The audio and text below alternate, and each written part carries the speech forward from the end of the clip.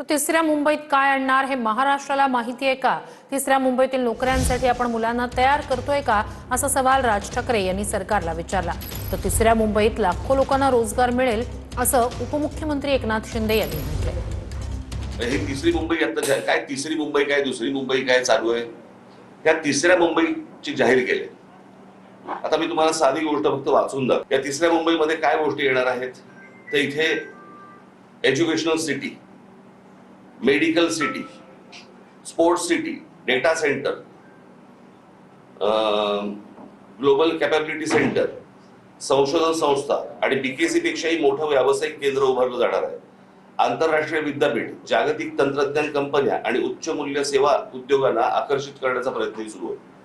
म्हणजे इथे कोण तिसऱ्या मुंबईमध्ये तुम्हाला काय आणायचंय ते महाराष्ट्राला माहिती आहे का? महाराष्ट्राची मुलं मुली तयार आहेत का या गोष्टींसाठी? म्हणजे आपल्याकडचा जो कोणी शेतकरी आहे, आपल्याकडचा जो कोणी जमीनधारक जो आहे, तो फक्त माझी जमीन मालक एवढाच राहणार आणि त्याच्या समोर ही तिसरी मुंबई उभी राहणार.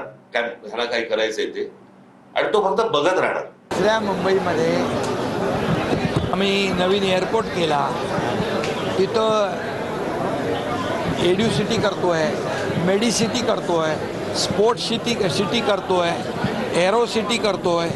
त्यामुळे तिसऱ्या मुंबईमध्ये अतिशय पद्धतशीर आंतरराष्ट्रीय दर्जाचं नियोजन त्या ठिकाणी होतं आहे.